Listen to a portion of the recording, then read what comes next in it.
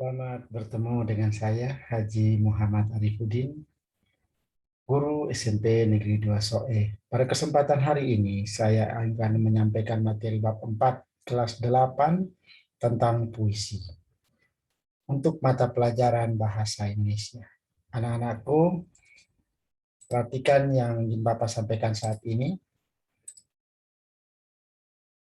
Bapak akan membahas tentang bagaimana pengertian, ciri, dan jenis puisi pada bagian yang pertama kali ini. Pengertian puisi secara umum, puisi merupakan suatu karya sastra yang berasal dari ungkapan atau curahan hati penyair. Karya sastra ini dibuat berdasarkan ungkapan perasaan penyair dengan bahasa yang indah, di mana penyair dengan bahasa yang indah mengandung makna, irama, mantra, dan bait.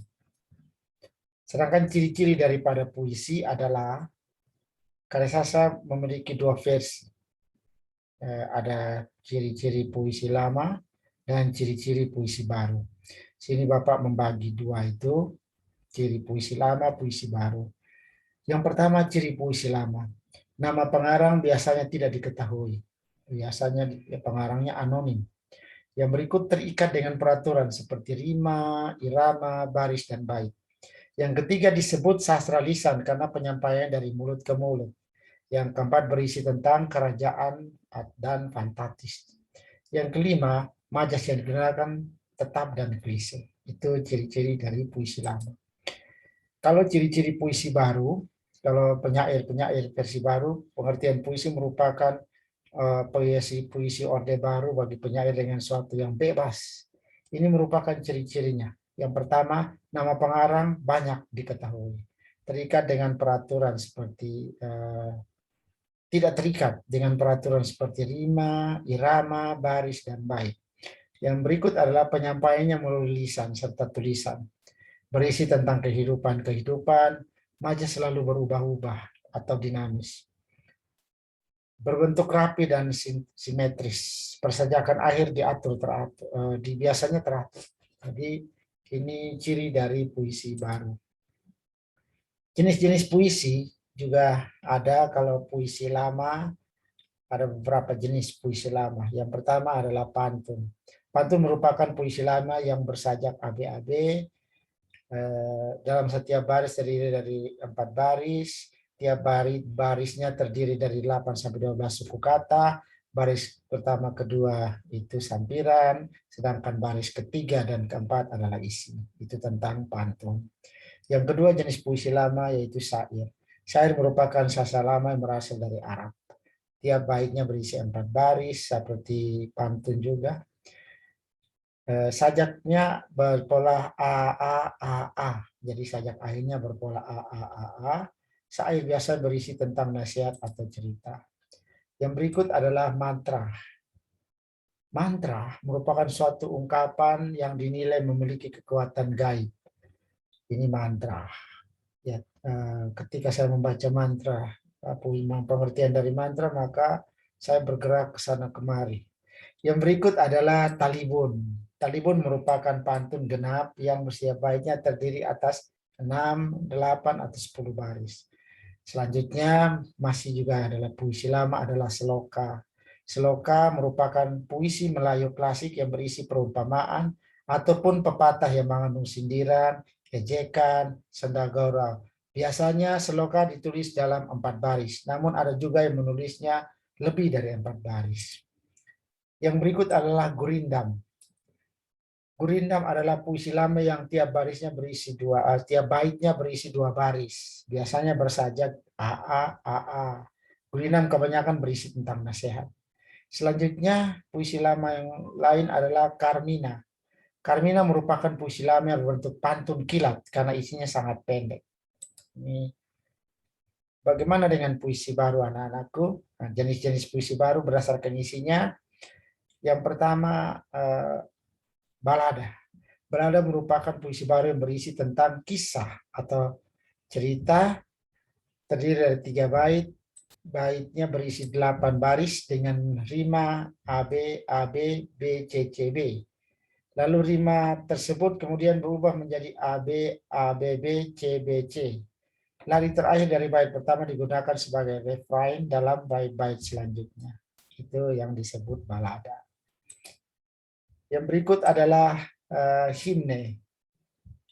Himne adalah puisi baru yang berisi tentang pemujaan terhadap Tuhan, tanah air, dan pahlawan-pahlawan yang dianggap penting dan sakral.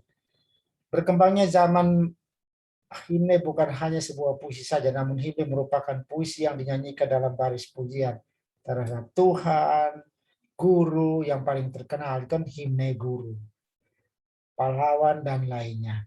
Yang berikut adalah romansa. Romansa adalah puisi yang berisi luapan perasaan penyair tentang cinta kasih. Puisi ini umumnya menimbulkan efek romantisme.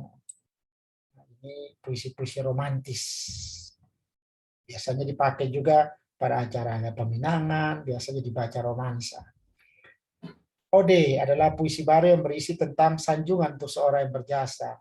Gaya dan nada dari puisi jenis ini sangat resmi. Biasanya membahas suatu yang mulia, bernada anggun, bersifat menyanjung terhadap pribadi atau peristiwa tertentu. Selanjutnya adalah epigram. Epigram adalah puisi baru yang berisi tentang ajaran hidup dan tuntunan-tuntunan. Puisi ini juga berarti unsur pengajarannya. Ada aktibar, nasihat, yang memberikan jalan kebenaran, dan ada unsur teladannya. Oke, anak-anakku, itulah jenisnya. Masih ada lagi. Yang berikut adalah satire. Satire merupakan puisi baru yang berisi kritik dan sindiran-sindiran yang ditujukan kepada seseorang atau sesuatu. Yang berikut adalah elegi. Elegi sendiri adalah puisi yang berisi kesedihan dan berupa tangisan ataupun ratapan. Puisi ini biasanya mengungkapkan rasa duka dan lebih kesah terhadap kematian atau kepergian seseorang. Nah, biasanya kalau kita mendengar ini ada di lagunya elegi. Pagi hari karya Ebek ya ada elegi. Oke, puisi baru berdasarkan bentuknya.